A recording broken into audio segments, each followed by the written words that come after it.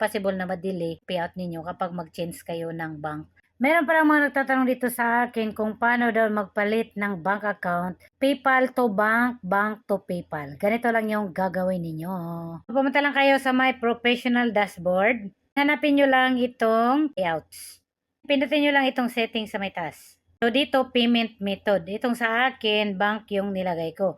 So, kung gusto nyong magpalit ng bank to PayPal, PayPal to bank, so, pindutin nyo lang itong arrow. Then, nakalagay dito, before updating your payment method to protect your account, a 5 days hold will be placed if you update your payout method. Scheduled payouts may be delayed.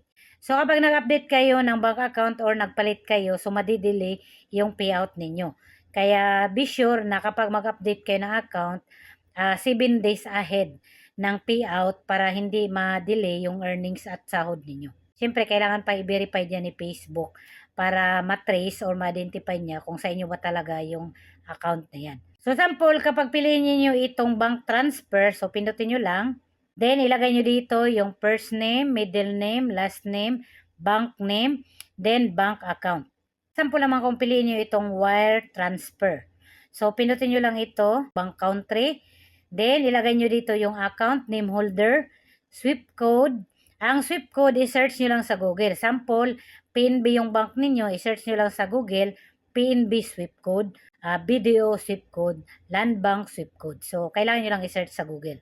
Ilagay nyo dito yung bank account number. Sample naman, PayPal yung gamitin niyo. So, pindutin nyo lang itong link PayPal. Gusto nyo magpalit ng bank or PayPal sa payment method. So, kailangan nyo lang pumunta dito sa payout. Please, merong 5-7 days na i-wait ninyo. Kasi nga, siyempre, i-verify pa ni Facebook kung legit ba talaga na sa inyo yung account na ipapalit ninyo. So, possible na ma-delay payout ninyo kapag mag-change kayo ng bank para sa payout dito sa Facebook.